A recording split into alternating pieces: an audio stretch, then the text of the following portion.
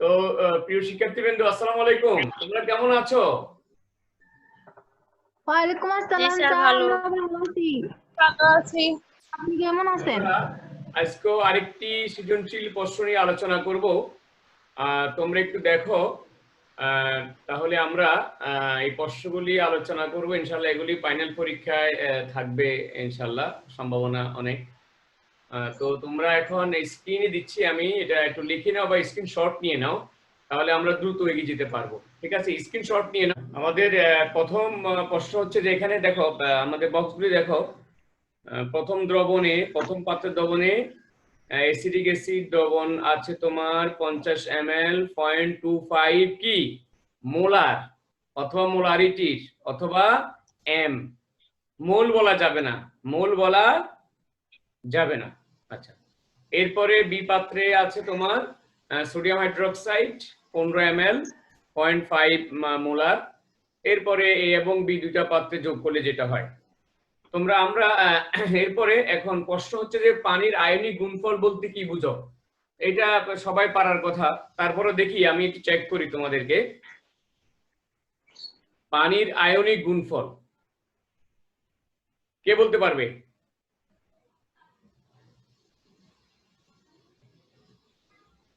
পানির আয়নিক গুণফল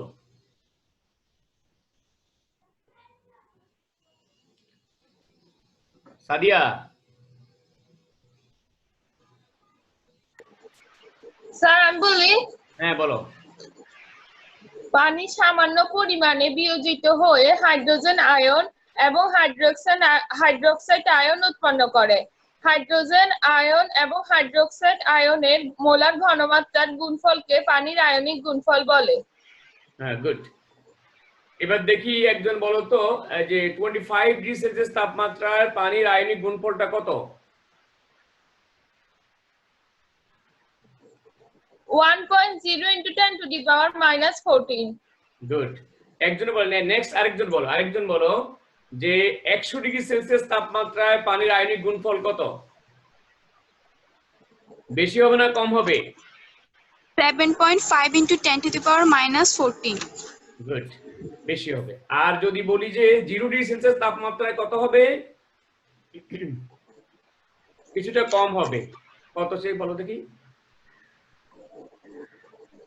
0.0114 × 10⁻⁻14। গুড, ঠিক আছে, সঠিক উত্তর। তাহলে মনে আছে, এটা আমাদের নবীর থেকে থাকার সম্ভাবনা আছে। ওকে, ঠিক আছে। তাহলে আমাদের এবার আমরা নেক্সট ওয়ানে যাই। 0.5% সোডিয়াম হাইড্রোক্সাইড দ্রবণের পিএইচ নির্ণয় করো। 0.5%। এখানে কিন্তু ঘনমাত্রা ডাইরেক্ট দেওয়া নাই, এটা ইনডাইরেক্টলি পার্সেন্টেজে ঘনমাত্রা দেওয়া আছে। তো আমাদেরকে যে কাজ করতে হবে এখানে, আচ্ছা বলো, একজন বলো কি করতে হবে আমাদেরকে, দেখি তোমাদের আইডিয়া আছে কিনা, মনে আছে কিনা।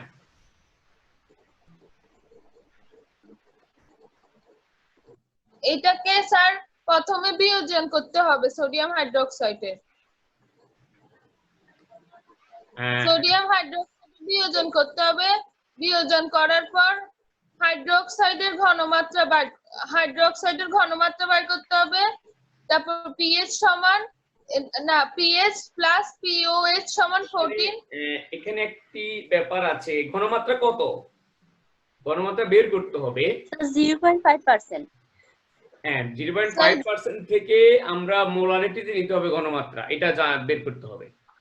তাহলে ঠিক আছে, আমি এটা করে দিচ্ছি। দেখো, তোমাদের হয়তো অনেকদিন হয়েছে, হয়তো ভুলে গেছো।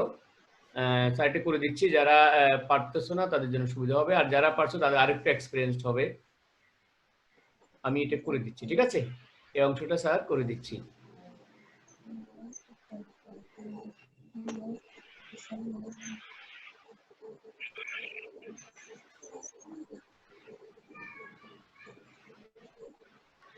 তো দেখো, আমরা এখানে খ করব এখন।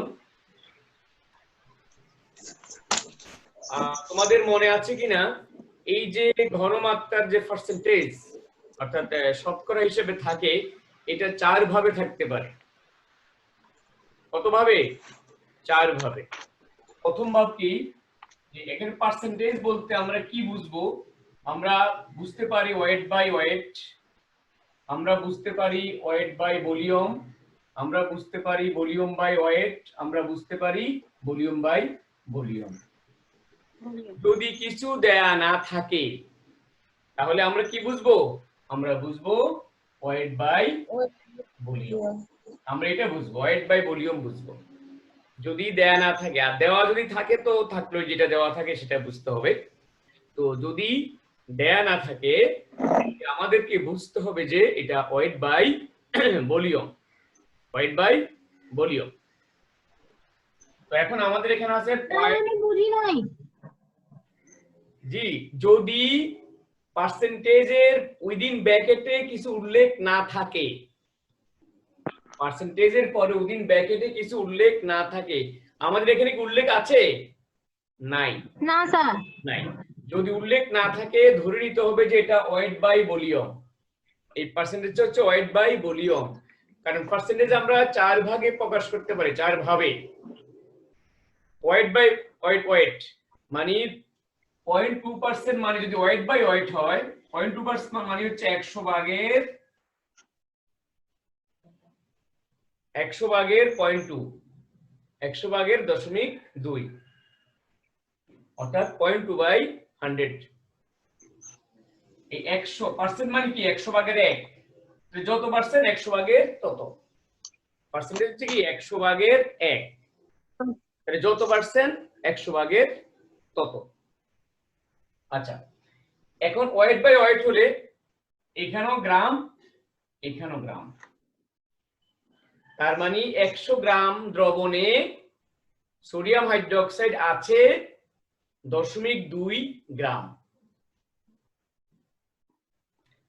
যদি ওয়েট বাই ভলিউম হয় তাহলে কি উপরে ওয়েট, দেখো উপরে ওয়েট নিচে ভলিউম, তো ওয়েট কে প্রকাশ করি আমরা গ্রাম দিয়ে, ভলিউম কে প্রকাশ করি এমএল দিয়ে। তাহলে weight by volume, weight by volume. Volume. Weight মানে 0.2 গ্রাম আর নিচে হচ্ছে 100 ml। কথা বুঝে গেছে? তার মানে 100 ml দ্রবণে সোডিয়াম হাইড্রোক্সাইড আছে 0.2 গ্রাম। এটাই বুঝাইছে। হ্যাঁ, এখন আমরা লিখতে পারি, তাহলে কি লিখতে পারি? আমরা এটা লিখতে পারি 100 ml দ্রবণে সোডিয়াম হাইড্রোক্সাইড আছে 0.02 গ্রাম। এই 0.02 স্যার 5 হবে এখানে। 0.5 দিয়ে দেওয়া আছে। জি জি স্যার। স্যার। ও আচ্ছা আচ্ছা,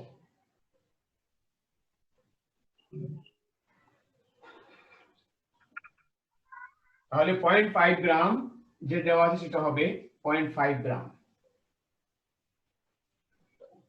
100 ml দ্রবণে সোডিয়াম হাইড্রোক্সাইড আছে 0.5 গ্রাম। কি এটা কি বোঝা গেছে? ক্লিয়ার সবার? এই পর্যন্ত বোঝা গেছে কিনা? জি স্যার। আচ্ছা, তো আমরা সূত্র জানি ঘনমাত্রা,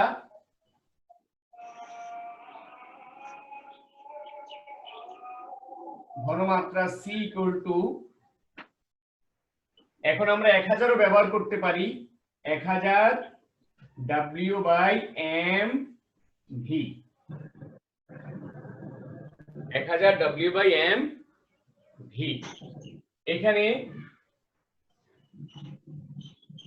W হচ্ছে তোমার 0.5 গ্রাম, m হচ্ছে সোডিয়াম হাইড্রোক্সাইডের আণবিক ভর, সেটা হচ্ছে তোমার 40 gram per mole into 100 ml into 100 into 100 ml 100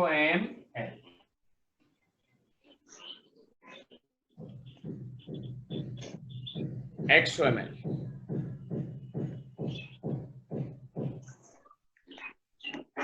এটা কত পাবো আমরা? কত হচ্ছে এটা রেজাল্ট? করো।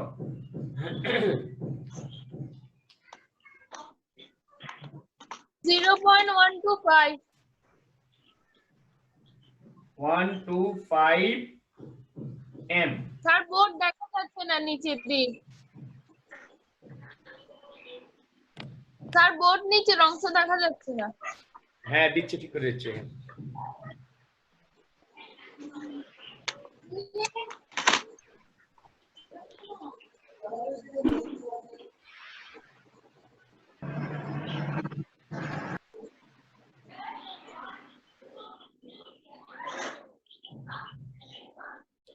ঠিক আছে, তাহলে এবার আমাদের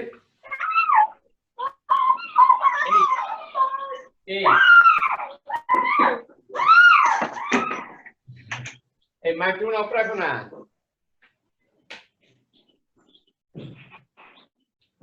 এখন আমরা জানি এখানে, এখন আমরা বিয়োজনটা লিখবো যে সোডিয়াম হাইড্রোক্সাইড থেকে সোডিয়াম প্লাস এই, তাহলে এত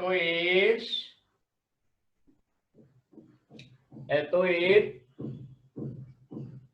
ঘনমাত্রা সমান তোমার কত 0.125 m। আমরা প্রথমে পিওএইচ বের করব, এটা তো আমরা পারবো ইনশাআল্লাহ। মাইনাস লগ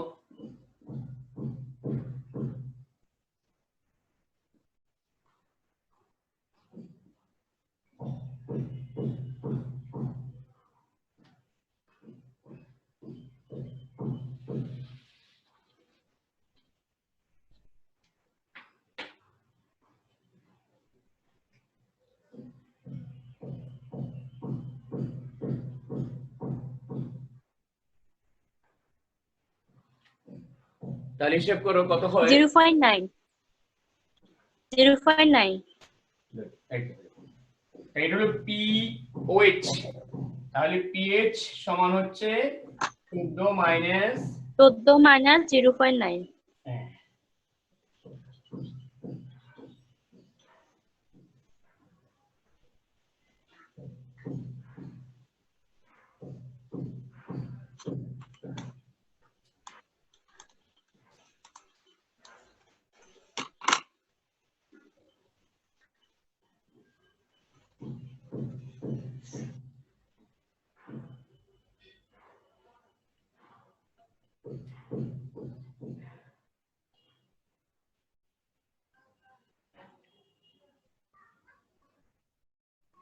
ওকে ঠিক আছে। তো আমাদের এবার নেক্সট কোশ্চেনে আমরা গিয়ে দেখি কি লেখা আছে সেখানে। তো এখানে আছে আমাদের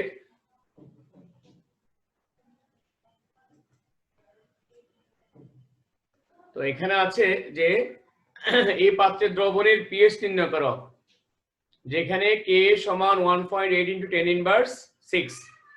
তো এটা আশা করি তোমরা পারবা নাকি?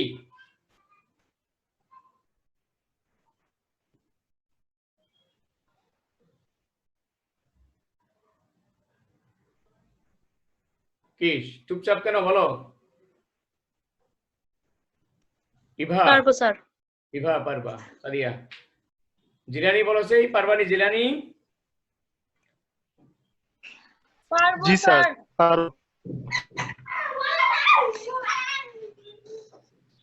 আচ্ছা, তো ঠিক আছে, তাহলে আমরা এটা পারলে এটা একটু বলে রাখি আমি, এটা হচ্ছে তোমার যারা আশা করি সবাই বুঝছো। তারপরেও এখানে বিয়োজন ধ্রুবক দেওয়া আছে, বিয়োজন ধ্রুবক থেকে বিয়োজন মাত্রা বের করতে হবে। বিয়োজন মাত্রা সূত্র হচ্ছে alpha equal to square root of K by K A by C. সেখান থেকে আমরা বিয়োজন মাত্রা পেয়ে যাব, তারপর আমরা হাইড্রোজেন আয়নের ঘনমাত্রা নির্ণয় করব আলফা সি। তো আলফা তো আমাদের বের করলাম, আর সি আমরা এখানে ঘনমাত্রা দেওয়া আছে 0.25। এরপর আমরা পিএইচ নির্ণয় করে ফেলবো, হয়ে যাবে। এবার আসো লাস্ট ওয়ান, যে ঘ সি পাত্রের দ্রবণে সামান্য সোডিয়াম হাইড্রোক্সাইড যোগ করলে, এখানে সোডিয়াম হাইড্রোক্সাইড অথবা অম্ল বা ক্ষার যাই বলুক, আমি বলছি যে এই জিনিসগুলি কাছাকাছি, যাই বলুক লেখার ক্ষেত্রে সামান্য একটু ব্যতিক্রম হবে আর মোটামুটি কাছাকাছি হবে। পিএইচ এর কোনো পরিবর্তন হবে কি ব্যাখ্যা করো। তাহলে আমরা হিসাব করব আমাদের এখানে মনে রাখবো তোমরা অ্যাসিডের ঘনমাত্রা হচ্ছে 0.25 আর ক্ষারের ঘনমাত্রা হচ্ছে 0.5। এখানে ঘনমাত্রার ব্যতিক্রম আছে। আমরা ইচ্ছা করলে এটার থেকে এটা বিয়োগ করে 50 ml থেকে 15 ml বিয়োগ করে দিব, তা পারবো না। আমাদেরকে দুইটার ঘনমাত্রাকে একই করতে হবে, একই রকম করতে হবে, সেম করতে হবে। সেক্ষেত্রে আমি ওদিন বলেছিলাম যে আমরা তিনটি উপায়ে এই কাজটা করতে পারি। আমরা তিনটি উপায়ে এই কাজটা করতে পারি। প্রথম উপায় হচ্ছে আমরা ঘনমাত্রা যেটা সবচেয়ে কম আছে তিন ভাবে আমরা এই কাজটা করতে পারি। প্রথম হলো আমাদের যেই যে তোমার এই দ্রবণ আছে 0.25, আমরা এই 0.5 কে 0.25 ঘনমাত্রা রূপান্তর করতে পারি, অথবা 0.25 কে 0.5 এর ঘনমাত্রা রূপান্তর করতে পারি, অথবা এই দুইটিকে যে কোনো একটি নির্দিষ্ট অর্থাৎ 1 মোলারিটিতে আমরা প্রকাশ করতে পারি। যেটা করো এটাই কারেক্ট, সমস্যা নাই, যেটা করো এটাই সঠিক হবে, অসুবিধা নাই। তবু আমরা কম মানে ঘনমাত্রা নিলে আমাদের জন্য একটু সুবিধা হয়, সুবিধা বলে মনে করি, সেটা তোমরা নিতে পারো। তাহলে আমরা সোডিয়াম হাইড্রোক্সাইডের যে ঘনমাত্রা আছে 0.5, এটাকে আমরা কনভার্ট করে 0.25 এ নিয়ে নিব।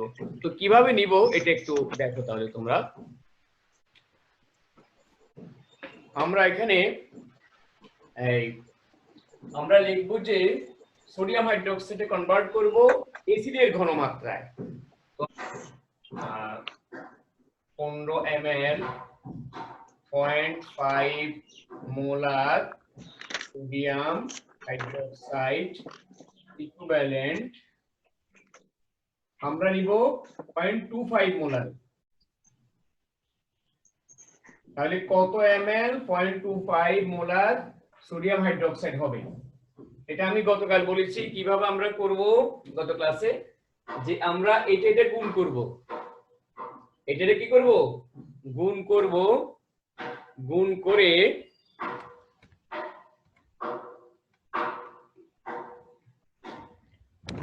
গুণ করব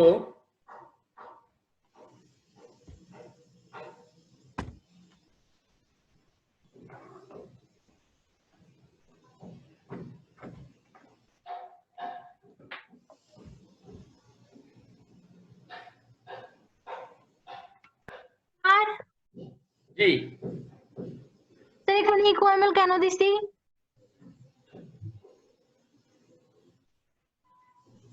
এটা কেন দিছি নাকি? স্যার এটা হলো ইকুইভ্যালেন্ট মানে সমতুল্য, এটাকে আমরা সমান বলবো না। এখানে আমরা এটাকে কি বলবো না, সমান বলবো না, এটা হবে সমতুল্য। সমতুল্য।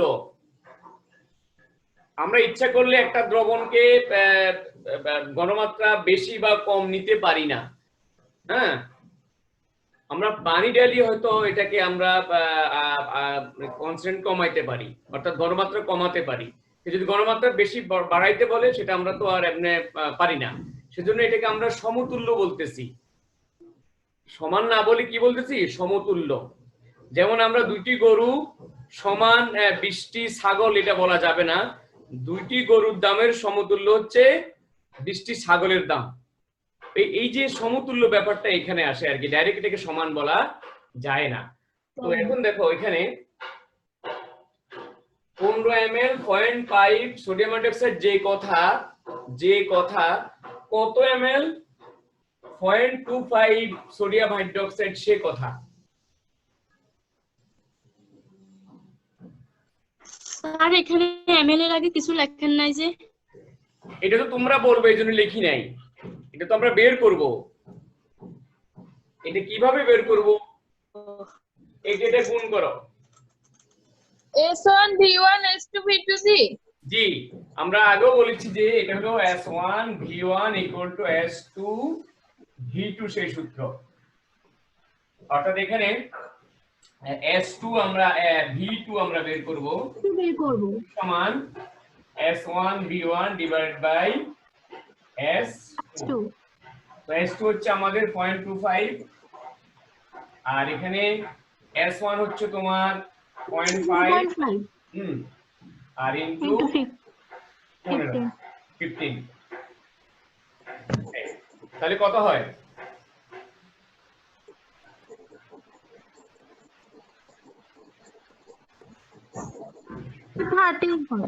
হ্যাঁ 30 ml হয়। তাহলে এটা সোজা হিসাব যে 15 ml 0.5 মোলার সোডিয়াম হাইড্রোক্সাইড যে কথা 30 ml 0.25 সোডিয়াম হাইড্রোক্সাইডও সেই একই কথা। স্যার এটা কি রাফে বাইর করতে হবে? এটা এভাবে লেখার দরকার নাই, এভাবে লেখার দরকার নাই। এটা গুণ করো, এটা দিয়ে ভাগ করো, এটা গুণ করো, এই সূত্র এটার মতই হচ্ছে, অনুযায়ী হচ্ছে, কিন্তু আমরা সূত্র লেখার দরকার নাই। এটা দিয়ে এটারে গুণ করো, গুণ করে এটা দিয়ে ভাগ করো, তাহলে হবে।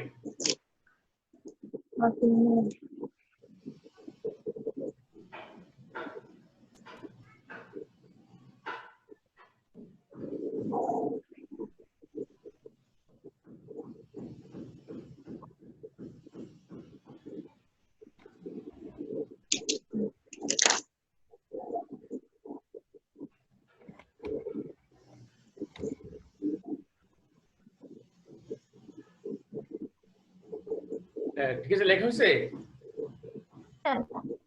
আচ্ছা, এবার আসো আমরা বিক্রিয়াটা করব। আমাদের যে বিক্রিয়া সেটা হচ্ছে, আমি বোর্ডে সোজা লিখছি কিন্তু এখানে হচ্ছে বাঁকা, বুঝলাম না। আচ্ছা ঠিক আছে, এটা ঠিক করব, দেখি। H3COH প্লাস সোডিয়াম হাইড্রোক্সাইড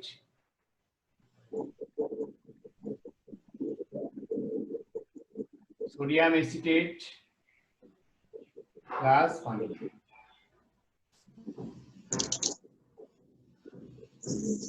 তো শুরুতে আমরা লিখব কি, প্রারম্ভিক অবস্থায়,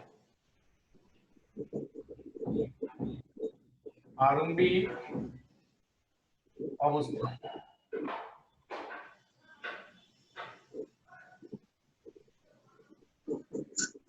এটা পুরোটাই লিখে দিই, তোমরা পরে তোমরা সংক্ষেপে লিখো, আমরা বুঝবো।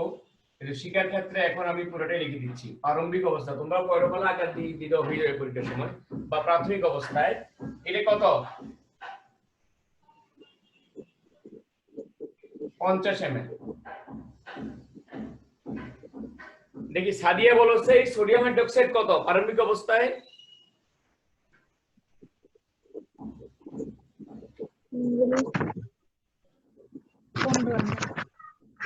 30 ml।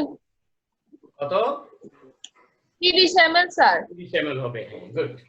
কারণ এখানে আমরা যেহেতু যখন বিয়োগ করব তখন আমরা একই ঘনমাত্রাটাই আয়তনটাই লিখবো, কারণ আমরা একই ঘনমাত্রা আয়তন কনভার্ট করে 30 পেয়েছি। এই জন্যই এটা করছি, যেন বিয়োগ করাটা আমাদের জন্য কি হয়, সহজ হয়। 30 ml। তো এখানে হবে 0 ml। এটা তো কতবার বুঝাইছি, আজকে আর বুঝাইতে হবে না। আর এখন সাম্য অবস্থায়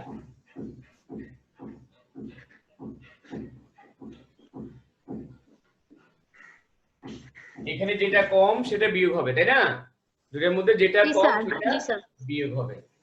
তাহলে কত? 50 ml 30 ml সমান 20 ml। এখানে 30 মাইনাস 30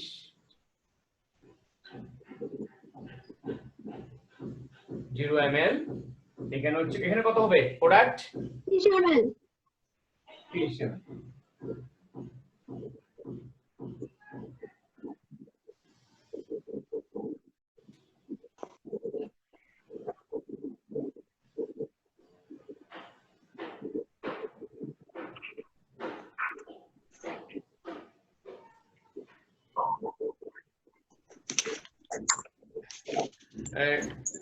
টাইম আউট হয়ে গেছে, তো আমরা একটু বের হয়ে যাচ্ছি, আবার ইন করব।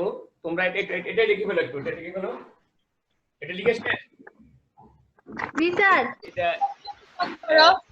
জি খুবই ইম্পর্টেন্ট আলোচনা। সেটা হচ্ছে যে এখন আমাদের যে প্রশ্ন সেটা হচ্ছে যে এখানে কিছু অ্যাসিড বা ক্ষার যোগ করলে, সোডিয়াম হাইড্রোক্সাইড যোগ করলে মানে ক্ষার যোগ করলে এটার পিএইচ এর কোনো পরিবর্তন হবে কিনা ব্যাখ্যা করতে হবে।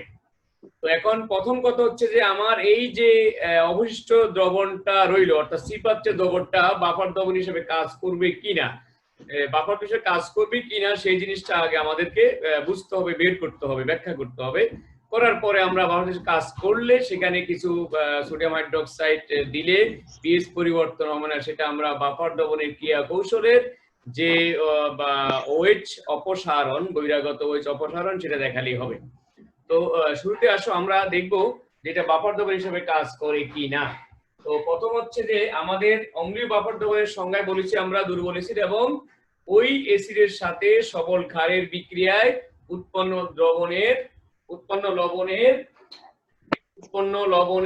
দ্রবণের মিশ্রণকে অম্লীয় বাফার দ্রবণ বলে। তো এখন দেখো আমাদের সি পাত্রে কি থাকে, আমরা এটা একটু দেখবো সি পাত্রে কি আমাদের কি থাকে।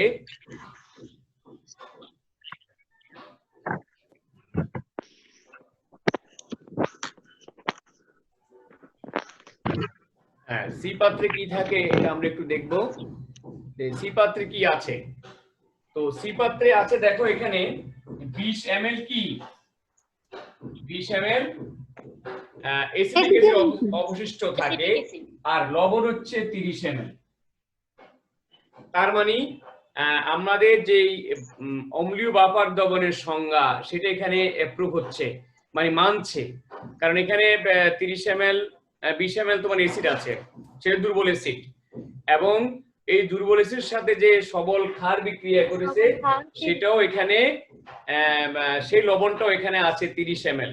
তো আমি গত ক্লাসে বলেছি যে এক্ষেত্রে কিছু কম বেশি হলে অসুবিধা নেই, কিন্তু খুব বেশি ডিফার হলে হবে না, খুব বেশি পার্থক্য হলে হবে না। হ্যাঁ, তো এখন অ্যাসিড আছে 20 ml, লবণ আছে 30 ml, মোটামুটি হবে।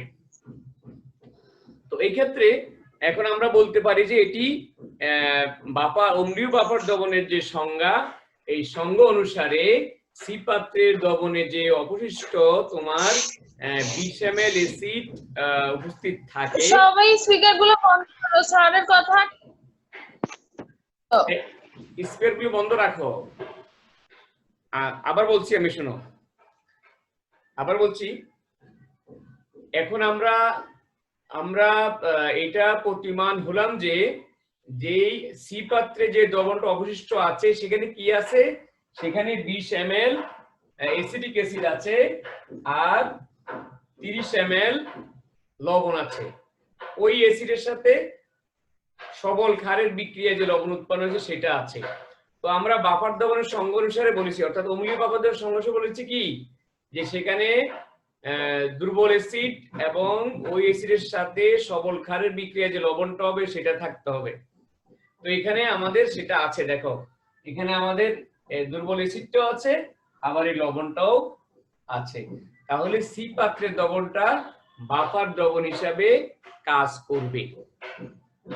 আমরা এখানে এক লাইন লিখতে পারি যে সি পাত্রের দ্রবণে 20 ml, লেখো আমরা এক লাইন লিখতে পারি, এটা উপর দিয়ে লিখে দিই আমি এক লাইন, যে সি পাত্রের দ্রবণে 20 ml 0.25 m দেখা যাচ্ছে না। দেখা যাবে, আমি একটু দিচ্ছি, দেখা যাবে। হ্যাঁ, ঠিক করে দিচ্ছি। দ্রবণে তোমার 20 ml 0.25 m অ্যাসিটিক অ্যাসিড এবং পানি আমাদের 30 ml থেকে বেশি আছে, কারণ দ্রবণ তো আগে তো সোডিয়াম হাইড্রোক্সাইড দ্রবণ ছিল, তারপরে অ্যাসিড দ্রবণ ছিল, পানি বেশি, পানি নিয়ে আমাদের কোনো চিন্তা না। তারপর কি আছে 30 ml 0.25 m সোডিয়াম অ্যাসিটেট আছে।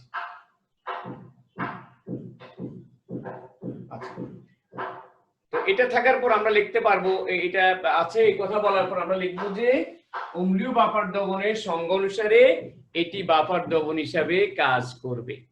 সোজা কথা, অম্লীয় বাফার দ্রবণ আমরা বুঝি পেলো, তোমরা এই কথা বললে আমরা বুঝি ফেলবো যে তুমি বুঝি বলছো যে অম্লীয় বাফার দ্রবণ হিসাবে সংজ্ঞা অনুসারে এই সি পাত্রের দ্রবণটি বাফার দ্রবণ হিসাবে কাজ করবে। সুতরাং সেখানে যদি আমরা কিছু সোডিয়াম হাইড্রোক্সাইড যোগ করি, সামান্য সোডিয়াম হাইড্রোক্সাইড যোগ করি, তাহলে পিএইচ এর পরিবর্তন হবে না, এখন যেহেতু আমাদের উচ্চতা দক্ষতার প্রশ্ন, সেহেতু আমাদেরকে এই অম্লীয় বাফার দ্রবণের যে ক্রিয়া কৌশলের দ্বিতীয় অংশটা দেখিয়ে দিলে সবচেয়ে ভালো হবে। এই কথার পর বলার পর আমরা যদি এরকম দিই যে নিম্নে সি পাত্রের দ্রবণের ক্রিয়া কৌশলটা বর্ণনা করা হলো, নিম্নে অনেক সুন্দর হবে, এক্সামিনার উনি অনেক খুশি হবেন যে সি পাত্রের দ্রবণের ক্রিয়া কৌশল নিম্নে বর্ণনা করা হলো। আচ্ছা, তো কি হবে, আমরা সি পাত্রে কি দিব বলছি, OH দিব। এখন OH-টা কিভাবে অপসারিত হয়ে যায় বা প্রশমিত হয়ে যায় সেটা আমরা এখন দেখাবো। তো প্রথমত সি পাত্রে কি কি আছে, সি পাত্রে যেহেতু আমাদের আমরা এর আগে বলেছি ক্রিয়া কৌশল, সি পাত্রে অ্যাসিটিক অ্যাসিড থাকবে, তারপরে কি থাকবে, সোডিয়াম আয়ন থাকবে, তারপরে কি থাকবে, হাইড্রোজেন আয়ন থাকবে, তারপরে কি থাকবে, এসিটেট আয়ন থাকবে। মানে আছে সি পাত্রে এই 4টি আয়ন থাকবে। কারণ আমাদের সোডিয়াম অ্যাসিড থাকবে না, এজন্য থাকবে না বলছি, শুধু ওটা থাকবে না কেন, ওটা স্ট্রং ইলেক্ট্রোলাইট, সবল তড়িৎ বিশ্লেষ্য, তাই এটি সম্পূর্ণ বিয়োজিত হয়ে যাবে, এই জন্য ওটা ছাড়া বাকিটা এখানে থাকবে। তাহলে এখন আমরা লিখব বহিরাগত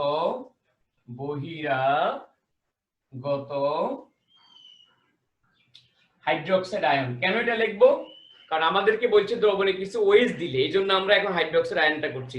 যদি হাইড্রোজেন আয়ন বলতো, অ্যাসিড বলতো, তাহলে আমরা হাইড্রোজেন আয়নটা দেখাতাম। আর যদি ক্ষার এবং অ্যাসিড উভয়টা বলে, তাহলে আমরা দেখাতেও পারি অথবা কিছু কথা বলে দিলেও আমাদের হয়ে যাবে। ঠিক আছে, তাহলে বহিরাগত এত আয়ন অপসারণ।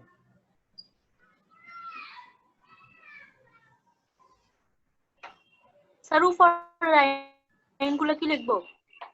হ্যাঁ লেখো, এটা লেখো, এগুলো লেখো একটু, মানে কি কি থাকে আর কি দ্রবণে। সুতরাং এখানে আছে লেখি, হ্যাঁ আছে লেখি, সুতরাং লেখো, সুতরাং সুন্দর হবে আর কি। সুতরাং দ্রবণে উপস্থিত আছে, বা সি পাত্রের দ্রবণে, এটা লিখলে আরো সুন্দর হয়, সুন্দরের কোনো শেষ নাই।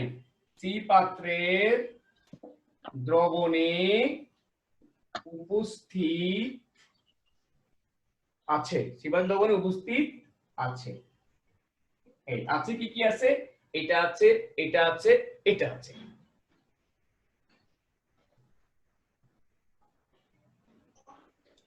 এই যে বহিরাগত হাইড্রোক্সাইড আয়ন অপসারণ, এই কথার লেখাটা আমরা আগে লিখে আছে, এখন আমি লিখে দিচ্ছি না তোমাদেরকে।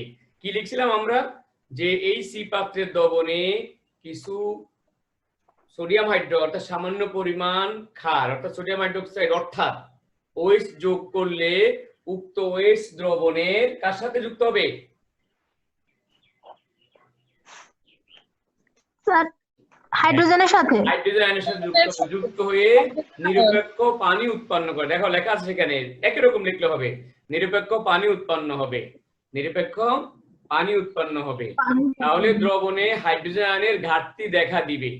যেহেতু দ্রবণে অবিয়োজিত অ্যাসিটিক অ্যাসিড আছে, তাই এই অবিয়োজিত অ্যাসিটিক অ্যাসিড বিয়োজিত হয়ে হাইড্রোজেন আয়নের ঘাটতি পূরণ করবে।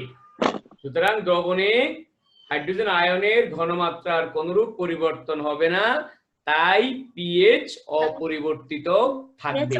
আগে যেভাবে আমরা রেখে দিয়েছি সেই লেখাটাই লিখলেই হবে, এখানে আর অসুবিধা নাই, একই রকম লেখা লিখলে হবে। স্যার আবার বলছি শোনো,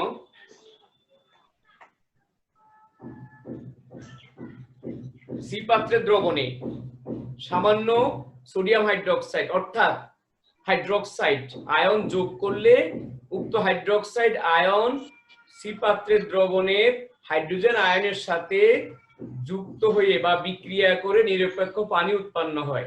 ফলে দ্রবণে হাইড্রোজেন আয়নের ঘাটতি দেখা দেয়। উক্ত হাইড্রোজেন আয়নের ঘাটতি পূরণ করার জন্য দ্রবণে উপস্থিত অবিয়োজিত অ্যাসিটিক অ্যাসিড বিয়োজিত হয়ে হাইড্রোজেন আয়নের ঘাটতি বা অভাব পূরণ করে। ফলে দ্রবণে হাইড্রোজেন আয়নের ঘনমাত্রা মোলার ঘনমাত্রা অপরিবর্তিত থাকে, তাই পিএইচ পরিবর্তন হয় না। দুইটা বিক্রিয়া দিবা, প্রথমটা হচ্ছে H+OH পানি উৎপন্ন হবে, তারপরে বিক্রিয়া হচ্ছে এই অ্যাসিটিক অ্যাসিড বিয়োজিত হয়ে হাইড্রোজেন আয়ন যে উৎপন্ন করবে সেই বিক্রিয়া।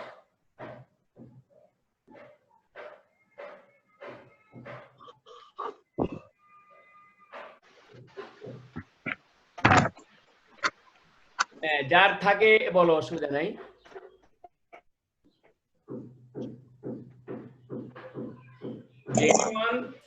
আর যদি সবাই বুঝো তো ফাইন,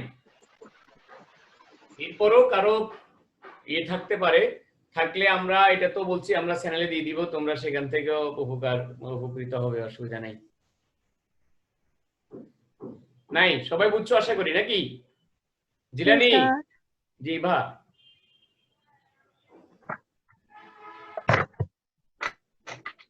সাদিয়া কিছু বলবা?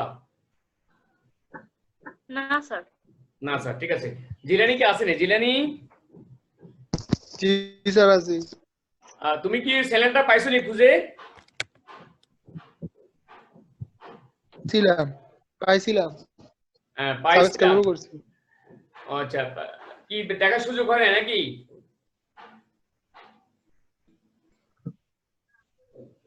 না স্যার, ওখানে তো স্যার শুধু দুইটা ভিডিও, একটা আরে 4 দিন আগে আর একটা 8 ঘন্টা আগে। তোমার যে ক্লাসটা, ঠিক আছে, ক্লাস যদি গত যেটা করলাম সেটাই দিয়েছি আমি, সেটা বুঝাতে চাচ্ছি আর কি।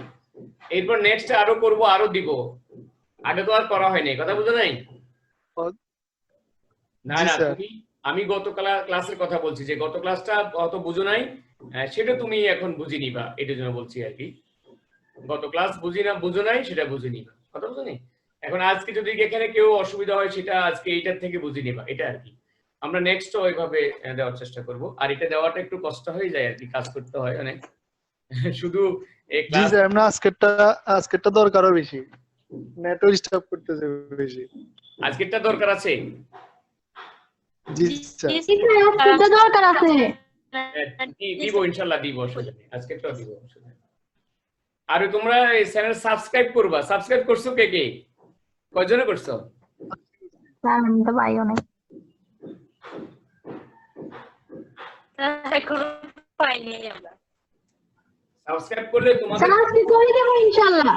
হ্যাঁ, খরচ হবে না তো। অন্যদেরকে বলো সাবস্ক্রাইব করতে। এটা আমার একটু ইয়ে হবে কি, বেশি লোকজন দেখবে, উপকার হবে, আমাকে দোয়া করবে, এটা আর কি, বুঝছো নি? প্রিয় শিক্ষার্থীবৃন্দ, আমরা এটা মোটামুটি আলহামদুলিল্লাহ আমরা বুঝলাম। তো আগামী ক্লাসের জন্য বাড়ির কাজ, তোমাদের একটা বাড়ির কাজ দিচ্ছি, এটা একটু লিখে নাও বা স্ক্রিনশট নিয়ে নাও, তাহলে সহজেই হয়ে যাবে। হ্যাঁ, এইটা বাড়ির কাজ, সৃজনশীল প্রশ্ন 3 বাড়ির কাজ। দেখো, এটা স্ক্রিনশট নিয়ে নাও অথবা উঠে নাও, যেভাবে পারো।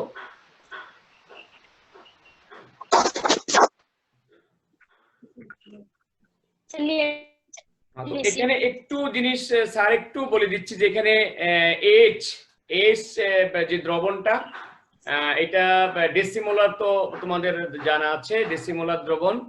এখন এই যে দ্রবণটা, এটা অ্যাসিড দ্রবণ, কারণ এটা ইঙ্গিত পাচ্ছি আমরা কে এর বা ভ্যালু যেটা দেওয়া আছে, আর কে এর ভ্যালুটা এত কম দেওয়া আছে, এর থেকে এটা বুঝছি যে এটা দুর্বল অ্যাসিড। আমরা ইঙ্গিত পাচ্ছি যে এটা দুর্বল অ্যাসিড।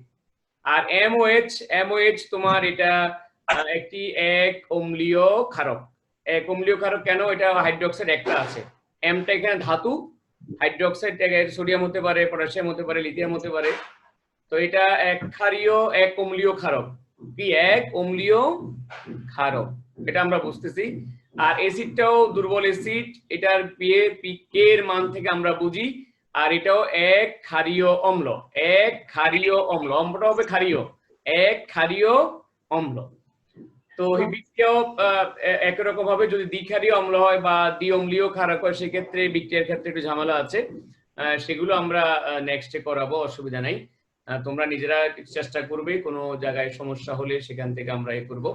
তো এখন দেখো ডেসিমোলার তো তোমরা ইতিমধ্যে তোমাদের ধারণা আছে, ডেসিমোলার মানে কত? 0.1 m। সিমোলার হচ্ছে কি 0.5। তো এই ক্ষেত্রে তোমরা অঙ্কটা করবা, এখানে দেওয়া আছে পানির আয়নিক গুণফল বলতে কি বুঝি, এটা একরকম। তো বিটা একটু চেঞ্জ আছে, অর্থাৎ খটা একটু চেঞ্জ আছে, এখানে সোডিয়াম কার্বনেট দেওয়া আছে। আর এই পাত্রের দ্রবণের পিএইচ নির্ণয় করো, এটা তো একই রকম। তো সি পাত্রের দ্রবণের সামান্য HCl বলছে, এখানে হাইড্রোক্লোরিক অ্যাসিড যোগ করলে পিএইচ এর কোনো পরিবর্তন হবে কি, ব্যাখ্যা করো। তো এই প্রশ্নের উত্তরটা তোমরা চেষ্টা করবা নিজেরা লিখতে, শুধু মুখে মুখে না, একটু লিখে নেক্সট ক্লাসে আমাকে একটু দেখাবে তোমরা।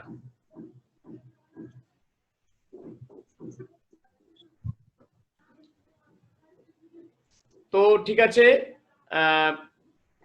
সবাই ভালো থেকো, সুস্থ থেকো, আগামী ক্লাসে দেখা হবে ইনশাআল্লাহ। আজকে এই মধ্যে শেষ করছি, আল্লাহ হাফেজ, সবাই ভালো থেকো, সুস্থ থেকো। আসসালামু আলাইকুম।